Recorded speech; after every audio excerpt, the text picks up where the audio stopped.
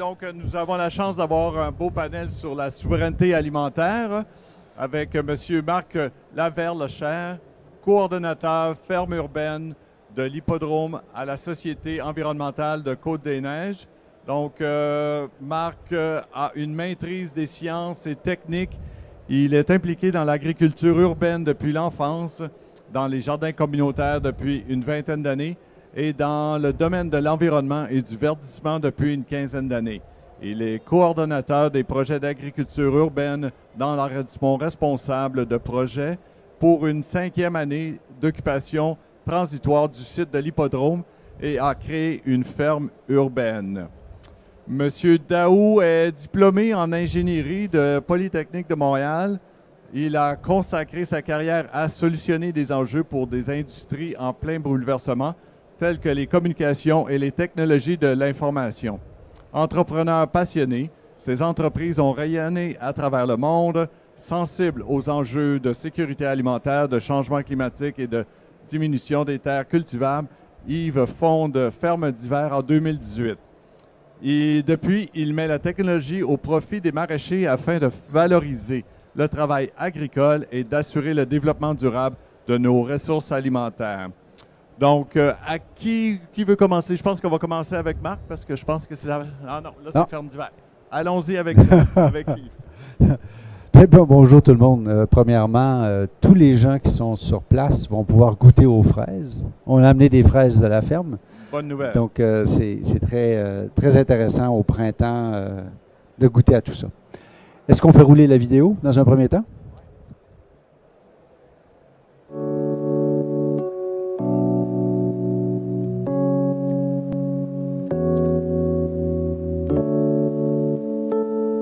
Essentiellement, la ferme d'hiver vise à reproduire l'ensemble de l'environnement de croissance des plantes, de vraiment donner l'univers idéal pour que la plante soit heureuse et produise au maximum ce qu'elle veut faire. Que ce soit des fraises comme ici, que ce soit des salades, que ce soit des champignons, que ce soit toutes sortes de plantes qui ont tous besoin de conditions spécifiques avec des rangs de fraises qui sont superposées. Un des éléments, c'est qu'en production verticale, on remplace le soleil. C'est sûr qu'on a besoin de donner toute l'énergie lumineuse à partir des lumières. On remplace le soleil, donc ce que je présente, c'est des lumières. De l'énergie de lumière est en chaleur. L'ensemble de cette énergie-là, mais il fallait gérer l'énergie qu'on dégage. Et donc, on récupère l'ensemble de l'énergie dégagée par les lumières pour chauffer les espaces adjacents. On peut maintenant continuer à l'année juste parce que je lui donne 100% d'énergie. Ça sert à produire nos plants. Ils servent à produire d'autres légumes. Je vous dirais que donc, la fraise, on a fait une intégration complète on reconnaît la fraise centre de production à Vaudreuil partout en Amérique du Nord. Donc, quand on a avancé qui va faire l'ensemble des magasins d'IGA à partir de l'automne cette année, produit phare qui avec des fraises d'hiver qui vont remplacer une partie importante de leur approvisionnement à l'année. Les fraises mûrissent sur le plant comme ils sont faits dans le champ. C'est les mêmes variétés qu'on a dehors. Il n'y a pas de différence. Mais nous, essentiellement, on donne les conditions idéales comme on l'obtient en été. On peut parler d'une façon assez exhaustive de la production intérieure, la production verticale. Donc, les gens, ils attendent le produit. On remplace l'ensemble de la consommation énergétique. On doit remplacer et rendre la saison compatible le succès vient de leur donc, un des défis qu'on a en est production vraiment verticale, excellent. c'est la gestion de l'énergie. C'est qu'il n'y a aucun donc, à Vaudreuil, par exemple, chimique on a une dedans. entrée, on a versus les fraises qui vont venir des États-Unis ou de ailleurs. Hydro-Québec pour alimenter la ferme. Ce qu'on a réussi à faire, c'est que c'est 8 MW d'énergie. On réussit à récupérer 6 MW pour chauffer l'ensemble du complexe. Donc, l'ensemble des serres adjacentes qui servent à produire toutes sortes de choses sont chauffées par l'énergie qu'on récupère de l'éclairage. C'est pour ça de sorte qu'on a un coût énergétique qui est en bas d'un coût pour que la chaîne d'approvisionnement de production, biomasse, par exemple, le réseau de maraîchers, qui est en bas d'un coût de gaz naturel. Évidemment, la beauté, c'est économique pour bâtir une production en saison solide. Et donc, on ne génère aucun GES. Et donc, on est capable d'aller chercher des taxes carbone du fait d'utiliser une énergie propre. Et on est capable de produire une fraise qui se vend à l'épicerie à un prix compétitif à ce qu'on importe de l'extérieur. Intéressant, oui. Puis l'été, j'imagine que vous avez des problèmes aussi de surchauffe? Il n'y a pas de souci. En été, ce qu'on va faire, c'est qu'on va plutôt préparer les plants. En été, on a besoin d'avoir 1,5 million de plants par année. Donc, si on a besoin de faire quelque chose durant la saison d'été, ce qu'on va faire, c'est de produire les plants. On va réduire la production, on va rendre les plants capables de produire rendu à l'automne d'une capacité importante. Fait que c'est ça qu'on fait durant l'été. On va organiser la production avec l'extérieur, mais avec aussi les serres, avec aussi la production de serre. Puis en étant en étage, combien d'espace vous économisez? C'est une bonne question. Grosso modo, là, on peut dire qu'une serre va faire à peu près 10 plants au mètre carré. Dans nos salles, on fait plus de 90 plants au mètre carré. Donc, une autre différence, c'est qu'on peut produire de façon beaucoup plus régulière. On n'a pas de dépendance au soleil. De telle sorte qu'on fait 165 kilos au mètre carré de fraises. Alors que dans une serre, si on en fait 13, on est content. Donc, ça vous donne une idée, on est 10, 12 fois plus efficace au mètre carré. Puis j'imagine que vous êtes très mécanisé aussi. C'est pas... la fraise demeure quand même un fruit sensible. Donc, toute la récolte se fait à la main. Le traitement peut s'automatiser, mais ce qui est très, très, très automatisé, c'est le côté contrôle environnemental.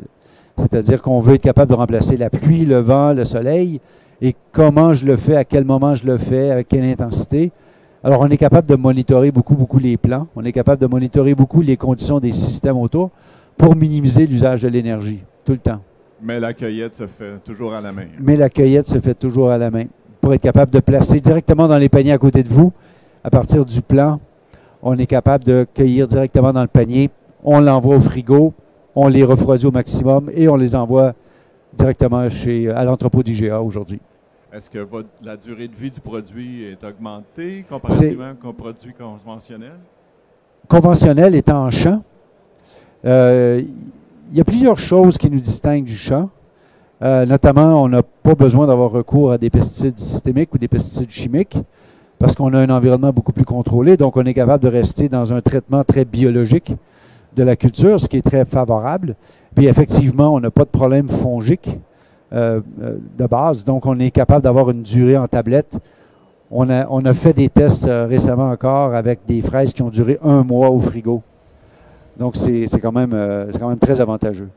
Oui, je vois ça, très avantageux, oui. En quoi les fermes verticales peuvent aussi compléter la culture en serre et comment sont-elles différentes de celles-ci?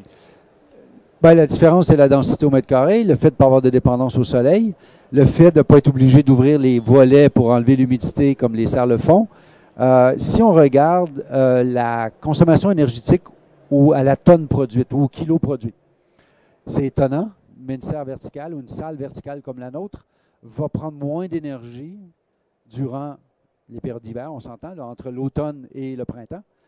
Pour produire une tonne de fraises, on va prendre à peu près 30% moins d'énergie qu'une serre. Alors qu'on aurait naturellement cru à cause du soleil. Mais non, l'espace est tellement grand d'une serre, si c'est 10 fois moins grand pour le vertical et que les murs sont complètement isolés, donc j'ai aucune perte de chaleur, bien là, dans le fond, je peux complètement contrôler la façon dont je fais pousser la fraise, puis donc l'énergie que j'utilise. Par contre, je peux aussi réutiliser cette énergie-là pour chauffer la serre. Donc, il y a vraiment une complémentarité. Un ne remplace pas l'autre. Les deux se complémentent. On ne fera pas pousser de tomates, on ne fera pas pousser de poivrons, on ne fera pas probablement pousser de concombres à l'intérieur. On va les faire en serre. Mais les deux ensemble, on va se ramasser avec un blend, un coût d'énergie à 2-3 sous du kilowattheure, contrairement à 10 sous, grosso modo, en propane, par exemple. Donc, c'est une grosse différence sur le coût énergétique. Puis en même temps, c'est les mêmes ouvriers, c'est les mêmes systèmes d'irrigation, c'est les mêmes systèmes de traitement à la base des plants. La transplantation se fait avec les mêmes équipements. Donc, il y a beaucoup de synergie de logistique, même frigo, même blast, même, etc. Et c'est les mêmes travailleurs. Les travailleurs chez nous. Les salles verticales de ferme d'hiver sont physiquement installées à l'intérieur d'une serre. Donc, il y a une complémentarité complète de la serre au niveau de la logistique, mais aussi quand on sort d'une salle fermée, comme les salles de ferme d'hiver, on arrive dans une serre avec le soleil et tout. Donc, ça peut être très agréable dans le quotidien du travail d'avoir ça. Donc, on a bien connecté les deux. Mais tout à l'heure aussi, tu mentionnais que les lampes, vous récupériez la chaleur des lampes? Les lumières qu'on voyait tout à l'heure dans la vidéo sont refroidies à l'eau. Donc, on veut être capable de transmettre la chaleur des lumières dans l'eau, c'est plus efficace qu'avec l'air, et d'envoyer cette eau-là dans une thermopompe pour en retirer la chaleur. C'est comme ça qu'on chauffe à côté. Ce qui me permet de travailler la lumière ou d'opérer les lumières à très basse température et donc de ne pas réchauffer ma salle. Donc, ça a un avantage énorme sur la vie de la lumière, sur l'efficacité de la lumière, etc. Mais j'avais en tête comme quoi que les lumières LED ne dégageaient pas beaucoup de chaleur.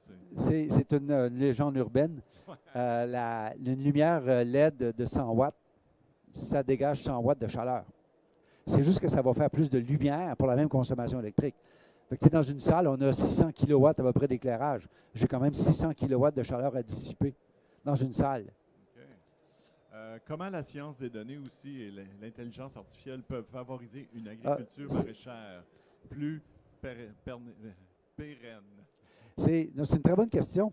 Il faut comprendre qu'on contrôle l'ensemble des paramètres. On contrôle lumière, vent, pluie au complet. Il n'y a pas de dépendance à des précipitations, il n'y a pas de dépendance à une journée ensoleillée ou une journée pluvieuse comme aujourd'hui. Donc, l'ensemble des paramètres étant contrôlés, la seule personne qui peut faire une erreur, ce n'est pas act of God, c'est nous. Je ne dis pas qu'on joue à Dieu, mais essentiellement, l'intelligence artificielle permet d'utiliser toutes les données de télémétrie, toutes les données en observant les plans, et on réussit à comprendre qu'est-ce que le plan a besoin pour bien se développer, puis faire des fraises qui sont belles, qui sont bonnes, qui sont rouges, qui sont, etc. L'intelligence artificielle sert dans le fond, à comprendre ce qu'on n'a jamais dû avoir à comprendre. Comment la nature fonctionne. Parce qu'en ce moment, quand on plante les fraises dans notre jardin, ben ils poussent, on ne sait pas trop pourquoi. On sait que si on met un peu d'engrais, si on arrose une fois de temps en temps, bien que ça va se faire. Mais qu'est-ce qui arrive si on contrôle tous les paramètres? Bien, il n'y a pas d'almanach, il n'y a pas de texte qui décrive exactement la recette, comment faire pousser si tu contrôles tout.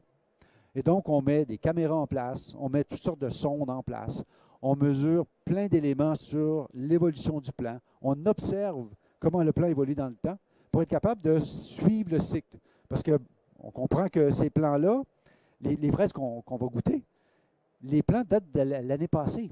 Ils ont poussé l'été dernier. On les a rentrés à l'intérieur quand l'automne est arrivé et depuis ce temps-là qu'ils produisent. Et donc, il faut les faire reproduire constamment. Comment le cycle d'évolution de la fraise se fait au travers de 8 mois de production, comme en ce moment. Et jusqu'à date, on a toujours arrêté de produire parce qu'il faisait trop froid, il faisait trop chaud, ou il y avait eu un désordre, des champignons, des bébites, des scies, de sorte qu'on arrête après 3, 4, 5 mois de production. Le plan est trop endommagé, on arrête. Mais dans notre cas, il n'est pas endommagé. Et donc, de voir comment l'évolution du plan se fait dans le temps, et comment on s'assure qu'il va toujours ressortir des nouvelles fleurs, faire des nouvelles fraises, et comment je dirige les employés à enlever des feuilles, enlever certaines grappes florales, parce qu'en ce moment, ce qu'on a observé, c'est que le plant est tellement heureux qu'il produit beaucoup plus que ce que la racine peut donner comme nutriment. Et donc, on doit contrôler, on doit tempérer ses ardeurs pour lui donner le temps de faire des fraises avec un bon gabarit, un bon goût. Donc, c'est ça que l'intelligence artificielle nous permet de faire. Ouais, c'est très intéressant. Donc, si je comprends bien, le plant est planté à l'extérieur pendant l'été que vous rentrez à l'intérieur des serres. Il faut savoir, le Québec est le 3e plus gros producteur de fraises en Amérique du Nord et un des plus gros producteurs de plants. Et donc, il y a des hybrideurs, il y a des gens qui font des variétés de fraises. Et au Québec, on produit, parce qu'on a un climat assez froid, on produit beaucoup, beaucoup de plants de fraises pour les producteurs de Floride, de Californie, des États-Unis, de sorte qu'on exporte beaucoup de plants de fraises. Nous, ce qu'on dit, c'est qu'on travaille déjà avec ce qu'on appelle les pépiniéristes pour qu'ils nous fournissent des plants qui sont déjà à une certaine maturité. Et rendu à l'automne, quand l'automne arrive, le plant se met en hibernation, bien, nous, on le prend avant qu'il tombe en hibernation et on va l'amener à produire comme on fait en Floride, comme on fait en Californie, avec des conditions. Donc, on utilise l'écosystème d'approvisionnement du Québec pour aller chercher nos plants. Donc, on travaille avec différents fournisseurs et on est capable d'amener ce plan-là, après ça, de produire, d'évoluer dans un environnement contrôlé à produire des super belles fraises. Bien, bravo, c'est super intéressant. C'était ça ma question aussi. Il doit y avoir un choc quand le plan vient de l'extérieur pour le mettre à l'intérieur. Mais si vous le prenez avant la dormance, autrement dit, la période d'hibernation. Il y a les deux types de fraises. Il y a des fraises qu'on appelle les fraises de printemps. Il va y avoir chez IGA, d'ici à peu près 2 semaines, une nouvelle variété de fraises qui va rentrer de ferme d'hiver. C'est ce qu'on appelle les fraises du printemps. Donc, on a devancé le printemps de 2 mois à peu près, justement parce qu'on est fraises d'hiver. Et on est capable de sortir des plants qui ont passé 2-3 mois au frigo. Donc, ils viennent de l'automne dernier. On les a sortis. On les a lancés au mois de mars. Normalement, dans les champs, on les lance genre à la fin avril, à peu près en ce moment. Fait que nous, on les a devancés de 2 mois dans nos environnements. Et là, on va sortir des fraises. Vous allez voir, c'est des fraises qui ont une forme différente, qui ont un goût différent. C'est les fraises du printemps. Et donc, on fait ça en ce moment. Mais ceux-là ont passé 2-3 mois au frigo. Est-ce que votre système pourrait s'appliquer à différentes cultures? J'imagine que oui. Tu sais, à partir du moment où tu reproduis soleil, vent, pluie, tu peux faire à peu près n'importe quoi. Et la raison pour laquelle on implante beaucoup de systèmes de mesure, on implante beaucoup d'algorithmes d'analyse de ces données-là, c'est justement pour être capable de faire des choses. Je lançais à la blague à Daphné ce week-end, on pourrait faire des artichauts. Il n'y a pas d'artichauts frais au Québec. Pourquoi? On pourrait en faire des artichauts. Mais elle m'a dit que le marché n'était peut-être pas très grand. Mais oui, effectivement, on a fait des fèves, des haricots, on peut faire des poivrons. Quand j'étais petit, parce que vous avez dit tout à l'heure, oui, j'ai fait Polytechnique, mais j'ai grandi sur une ferme. Quand j'ai gradué de Polytechnique, c'est au moment où mon père a vendu la ferme. Et donc, à Vaudreuil, la ferme qu'on met en place en ce moment, c'est la ferme familiale des Daou, qu'on a rachetée pour la transformer en ferme de nouvelle génération, avec le maraîcher qui opère la ferme. Donc, je suis un peu retourné sur la ferme familiale pour implanter la première ferme d'hiver industrielle. Marc? Désolé, Marc. Alors, impressionnant. J'ai pris beaucoup de temps. Non, c'est correct, impressionnant, bravo. On s'amuse bien. Je pense que tu as une présentation aussi, Marc? Oui, tout à fait. Super.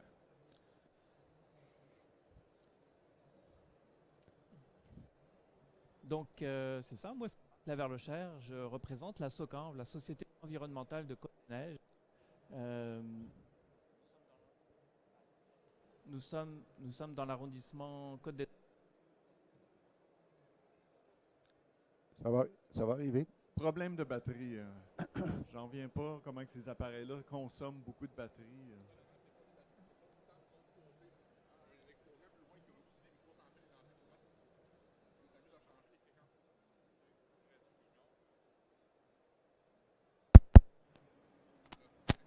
Allô, allô, check, check, 1, 2, 3, allô, check, check. Allô, allô, 1, 2, 3, check, check.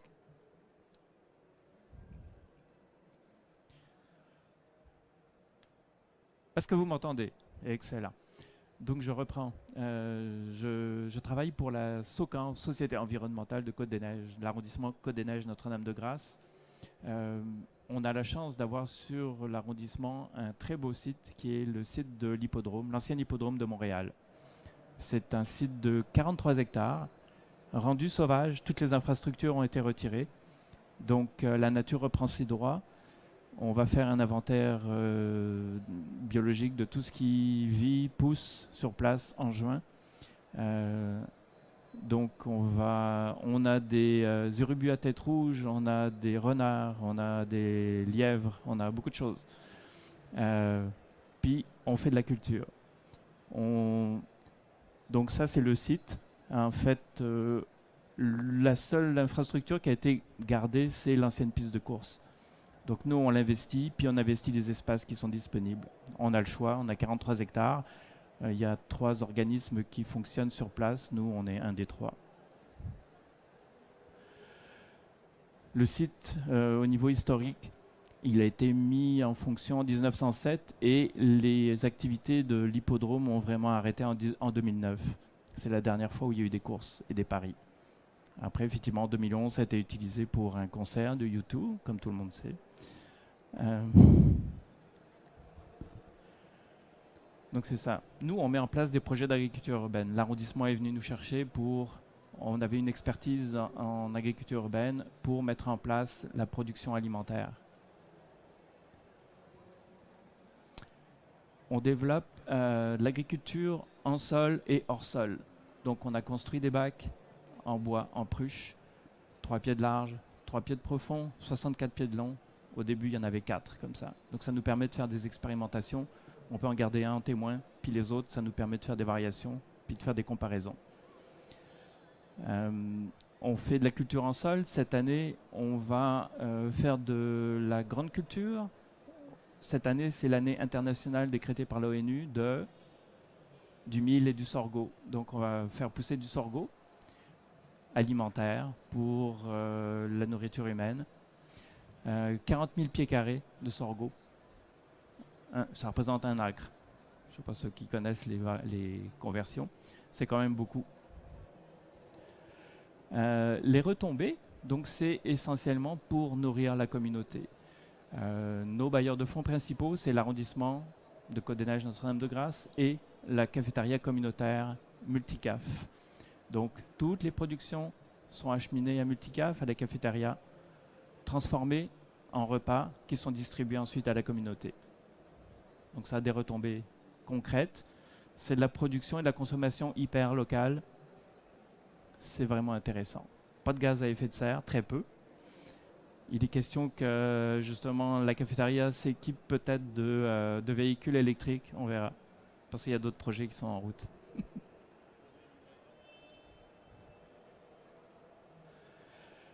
On développe la ferme, donc on en est à la 5e année d'activité. La première année, c'était vraiment l'installation, la mise en place des infrastructures, la construction des bacs. Les 2 années après, comme tout le monde sait, c'était la pandémie.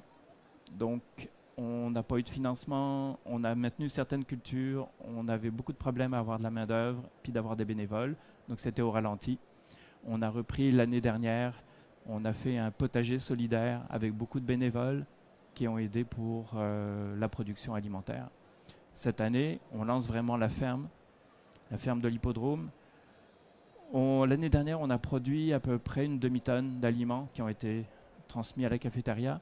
Cette année, on vise... donc moi, j'étais tout seul à faire ça. Cette année, on va être 3 salariés. On va avoir beaucoup plus de bénévoles, 3 à 4 fois plus. Et une production multipliée par 10. Donc, on va produire plusieurs tonnes d'aliments qui vont être distribués et utilisés. On développe cette ferme cette année sur 3 volets. Le premier, c'est le volet expérimental, recherche, expérimentation. On met au point beaucoup de techniques, on teste, on fait tests, essais, erreurs. On développe par exemple de la permapiculture. Donc c'est basé sur la permaculture, mais adapté à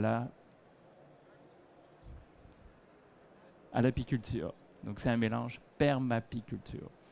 Donc on intervient le moins possible, des ruches transparentes.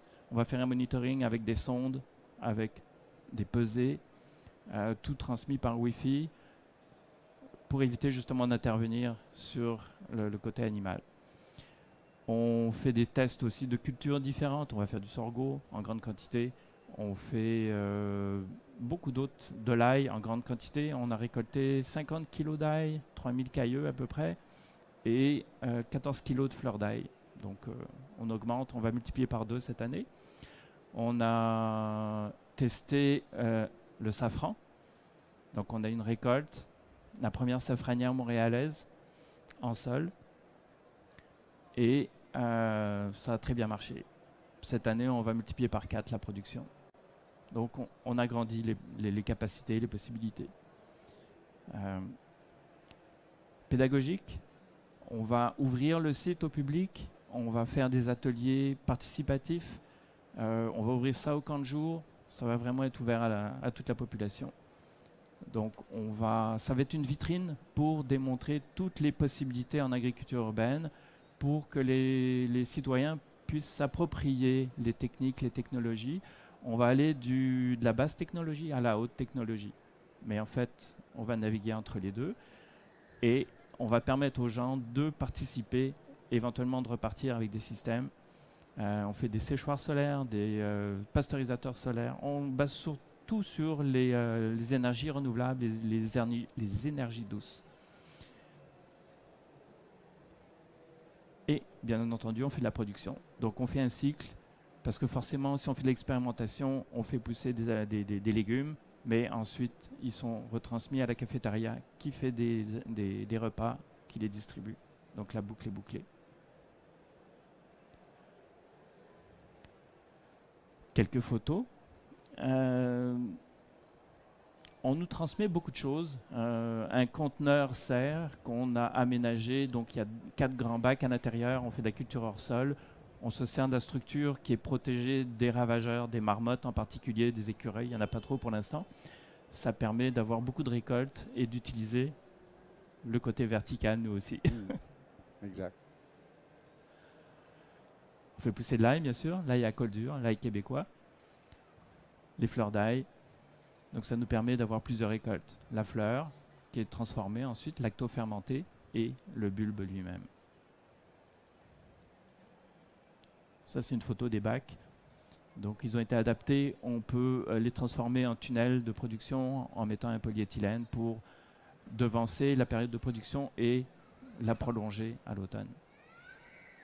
Tout ça, c'est avec de l'irrigation goutte à goutte à l'intérieur, avec des programmateurs automatiques, donc très peu d'intervention, le minimum. Ça, c'est une autre photo des bacs en production. Beaucoup de tomates, beaucoup de solanacées, tomates, aubergines, poivrons. Ça, c'est les cultures intercalaires qui se font en même temps que l'ail. Donc, la terre, le substrat est toujours couvert par une production. On n'a jamais de terre à nu. Jamais, jamais. On a un conteneur de 40 pieds, donc on l'a aménagé pour justement, encore une fois, faire de la culture verticale.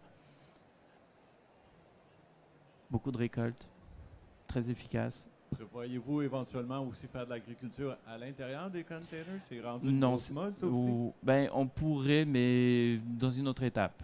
C'est envisagé, mais après les autres projets. On en a beaucoup d'autres.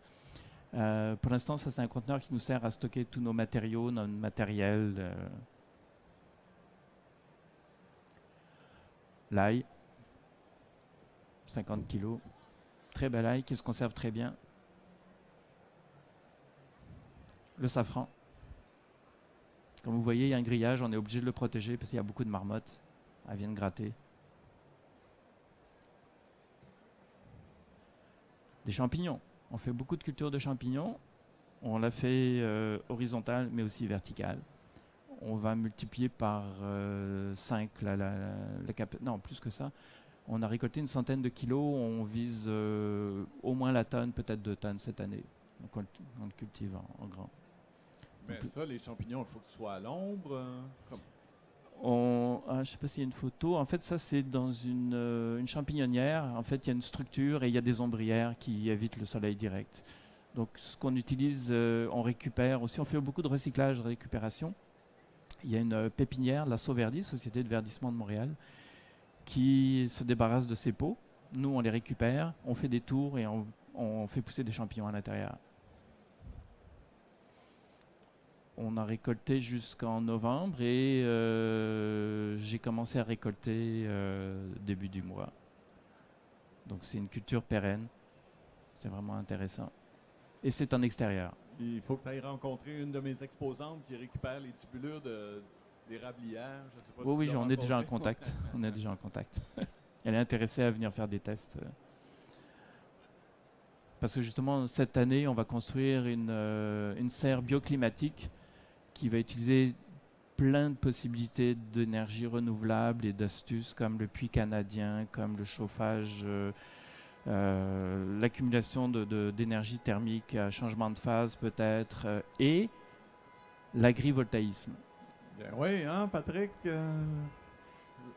On est en train de mettre au point un projet d'agrivoltaïque. Ils sont bruyants, là. Donc production simultanée d'énergie photovoltaïque et d'aliments en même temps. L'énergie photovoltaïque en hiver va être utilisée pour maintenir la serre hors gel, éventuellement faire des cultures. On utilise des éclairages LED, phytosanitaires, etc. Et en saison, on va voir l'utilisation. Ça pourrait être une borne, des stations Bixi, des bornes de recharge de véhicules utilitaires électriques. En tout cas, on va trouver des solutions. Oui, c'est intéressant. Allez-vous utiliser aussi l'intelligence artificielle comme... Non, c'est de l'intelligence naturelle. Mais non. Pour l'instant, on ne va pas aussi high-tech et on n'en a pas besoin à ce niveau-là. Cela dit, on va avoir un flux de données très important au niveau du rucher, au niveau de la serre, au niveau de plein de choses, mais on a des équipes de partenaires qui vont étudier les données. Je pense que ça va être aussi de l'intelligence naturelle, hein, c'est pas artificiel, mais à voir. Quand tu parlais tout à l'heure de différentes, du low-tech et du high-tech, oui. Qu'est-ce que tu voyais comme high-tech de ton côté? High-tech, c'est les sondes, c'est la transmission des données, c'est la gestion des données, c'est ça le high-tech. Avec des balances connectées, des ruches connectées, des choses comme ça, ça c'est du high-tech. Puis quand tu parles de sonde, c'est pourquoi déterminer l'humidité ou la qualité du sol? Humidité, température, une station météo, tous les facteurs environnementaux qui pourraient influer sur la culture. Vous n'avez pas de serre en ce moment, si j'ai bien compris. Elle va être construite. C'est un projet aussi? Elle va être construite. OK. Ouais. Et allez-vous utiliser la méthode de Jean-Martin Fortier? Je ne sais pas si tu connais. Oui. Ouais. Non, pas tout à fait. Non. Pour, tu sais, au printemps, ils recouvrent de couvertes ces premiers pousses. C'est sensiblement équivalent, mais ça va être supérieur. OK, tu m'intrigues. J'aimerais ça savoir en quoi, de quelle façon. Au niveau de l'isolation, au niveau de la réflexion infrarouge, au niveau de beaucoup de choses, on va stocker la chaleur, on va faire de la géothermie horizontale, on va faire beaucoup de choses. Donc, le plus possible passif, avec le minimum d'intervention. Géothermie horizontale, c'est quoi? On utilise un puits canadien avec un circuit de circulation d'air qui va être injecté dans la serre, mais l'air va être chauffé par le mycélium de champignons qui vont pousser. C'est de la récupération en même temps? Oui. Okay. Oui. C'est intéressant.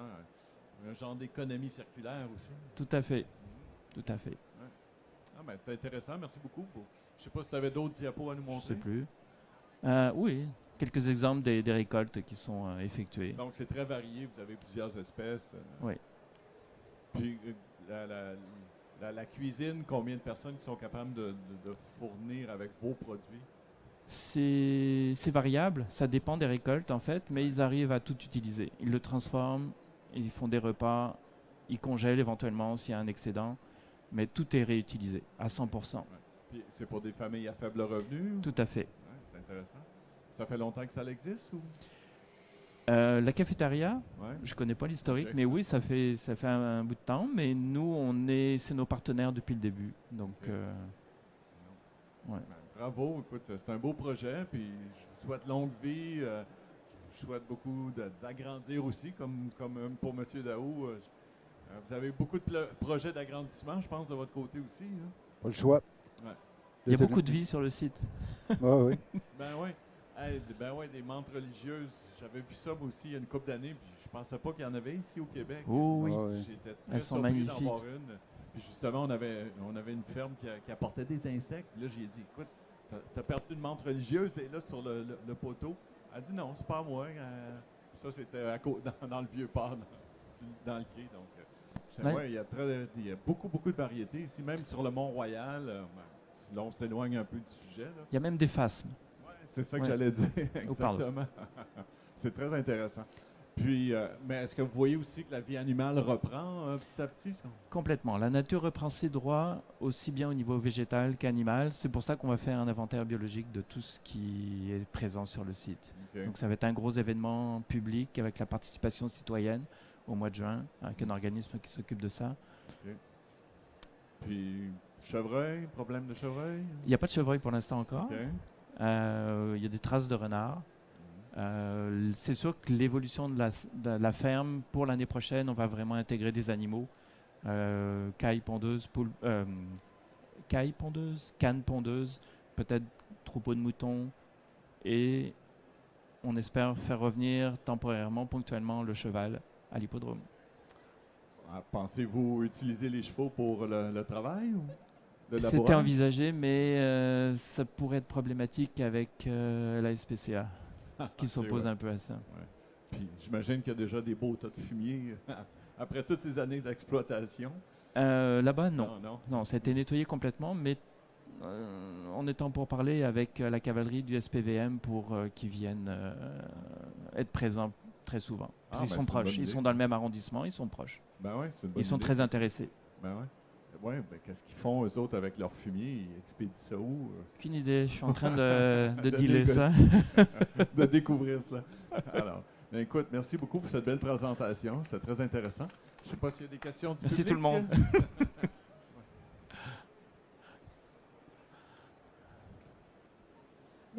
beaucoup à vous deux. J'aurais aimé qu'il y ait plus de gens. Une chance que c'est enregistré parce que moi, j'en parle aux autres et puis je leur dirai où aller chercher toute l'information que vous nous avez donnée. C'est extrêmement précieux. Vous, moi, je connaissais un petit peu les fraises chez IGA, mais je n'en connaissais pas toute l'histoire. Il y a eu un documentaire avec la Semaine verte, je pense que vous avez... Ouais. Ça, bien, on a vu une fraction. Avec tout ce que vous nous dites, moi, la question que je me pose, c'est que est-ce que vous êtes intéressé par la certification biologique, écosphère, ou si ce n'est pas nécessaire? Oui, c'est certain. Merci beaucoup. Est-ce que ça a une valeur? C'est quoi la différence ou la comparaison maintenant entre les deux? C'est une très bonne question. Si on regarde la réglementation canadienne pour être certifié biologique, il faut uniquement utiliser la lumière du soleil. Et donc, la lumière est ce qui nous empêche d'envisager d'être bio. Si la réglementation canadienne changeait, ça dépend dans quel pays on est. Si on est aux États-Unis, on peut faire de la production intérieure, on peut faire de la production hydroponique et être certifié biologique. Au Canada, on ne peut même pas faire de la production hydroponique, même si elle est dehors, même si c'est avec le soleil. C'est pas reconnu comme étant biologique de faire de la production hydroponique. C'est quand on achète des légumes ou des fruits à l'épicerie, c'est marqué un pays X biologique. Biologique n'est pas équivalent partout. La réglementation canadienne est très, très, très sévère sur le volume de substrat ou de terreau qu'on utilise. Il y a plusieurs restrictions. Ceci étant dit, comme je disais tout à l'heure, on n'utilise pas de pesticides systémiques, on n'utilise pas de produits de pesticides chimiques pour traiter nos plants. On va utiliser tous les méthodes biologiques.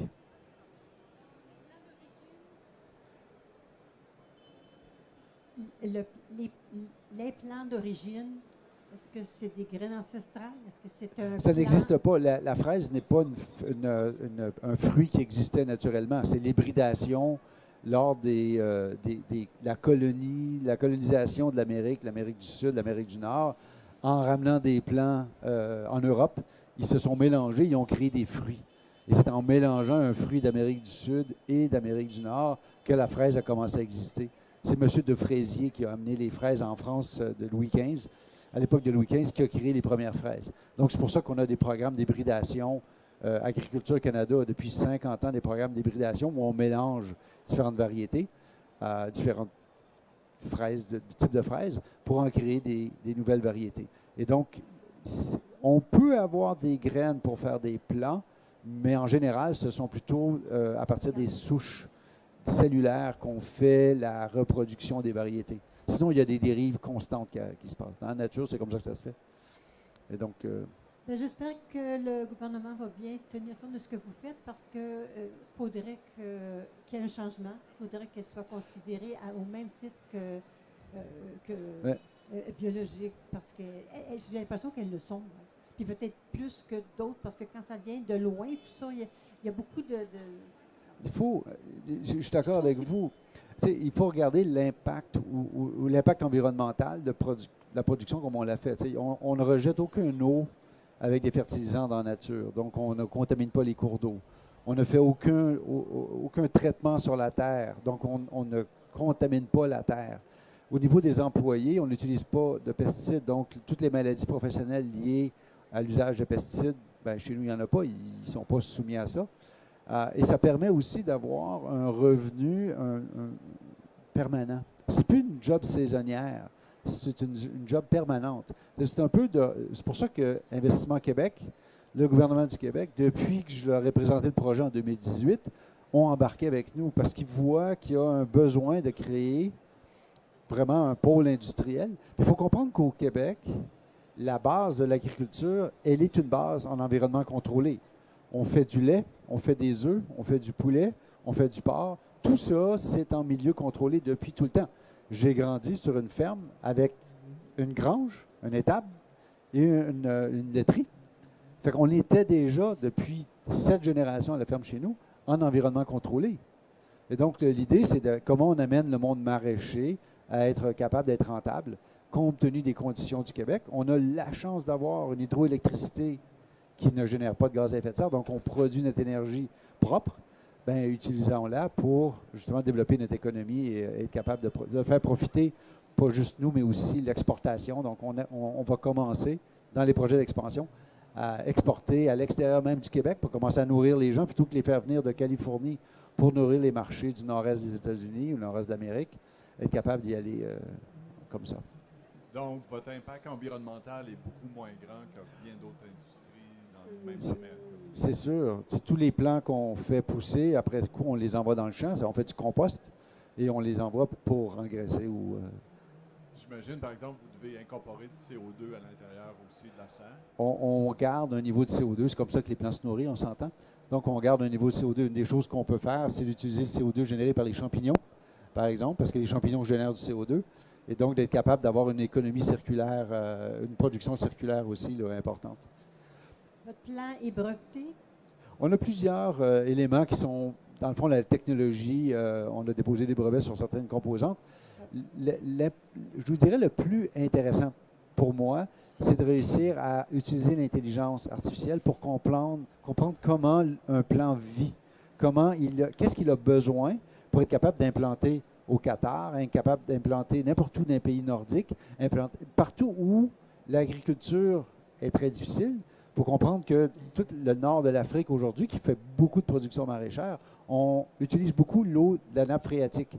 Ils ont une sécheresse. En ce moment, regardez ce qui se passe en Espagne, regardez ce qui se passe en France. Il y a énormément de problèmes d'eau. Et donc, en utilisant un système qui est capable de récupérer 90% de son eau, c'est beaucoup plus efficace. Solution de souveraineté automatique? Partout. Avec ces principes-là? Oui, exact. Partout dans le monde. Pas uniquement au Québec, là, partout dans le monde. Je veux dire aussi, est-ce qu'on vous a approché pour d'autres cultures, des gens qui sont intéressés à prendre votre formule et faire d'autres types de cultures? Regardez Aquaverdi qui sont juste ici à côté. Ils font de la salade. Ils font des verdures magnifiques. Oui, c'est exactement le même principe. Il faut trouver des façons d'optimiser la production des salades, dans leur cas, ou des verdures qui sont très pérennes, qui ont un temps de tablette. On parlait tout à l'heure, le temps de tablette de nos fraises. On fait des tests d'emballage en ce moment. On a des fraises qui sont 1 mois. Ça fait 1 mois qu'ils sont dans leur emballage. Ils n'ont pas commencé à moisir du tout encore. Ils sont encore très, très bonnes et très, très agréables. Donc, on veut aller vers quelque chose qui n'a pas besoin de franchir 6000 km pour arriver jusque chez nous, donc toutes les problématiques qu'on comprend et qui n'ont pas été cueillies blanches, etc., etc. Il y a toutes sortes de bons côtés à ce qu'on veut faire. Moi, je vais acheter maintenant que je sais et je vais en parler. Merci beaucoup. Donc, je ne sais pas s'il y a d'autres questions. Bien, écoutez, un gros merci à vous. Ça fait plaisir. C'était super intéressant, puis c'est très, très prometteur.